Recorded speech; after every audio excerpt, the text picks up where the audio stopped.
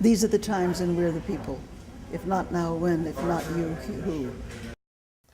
It's almost as if we have pushed ourselves collectively to the very edge of who we believe we are.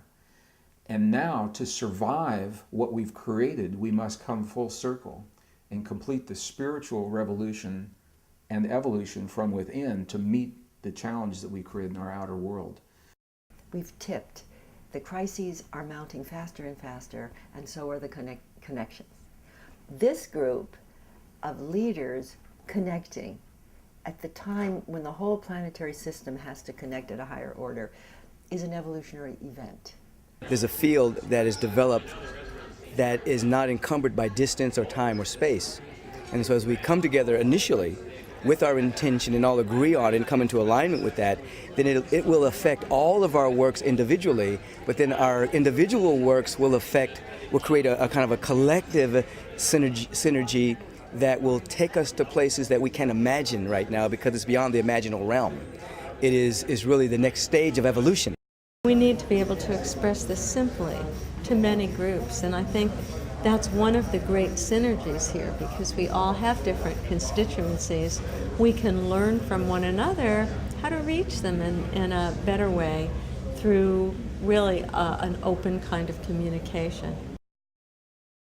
This is a time when we can be more compassionate, that this is a spiritual age that is unfolding, that the Homo spiritualis, the human who is now reaching their spiritual dimension, past the early religious, past the early tribal, past the heavy ideological, to a consciousness that says we can embrace each other and be one with each other.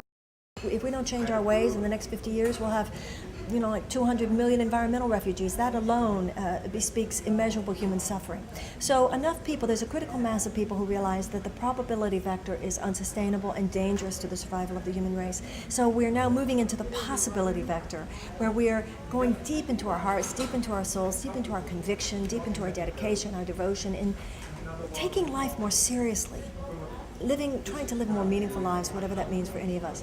What is clear is everybody has agreed we are in a state of crisis which has been brewing for a long time, and we need to do something now about it. Now is the time.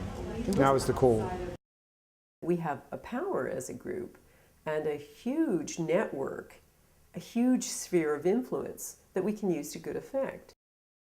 There's this time interval, and it says we're really pushed right now to make some very important changes in the world almost immediately, because the changes are upon us faster than people want to even acknowledge. I think what I hope to see is that we each articulate our vision of a transformed society. We each articulate how we're going to play a role.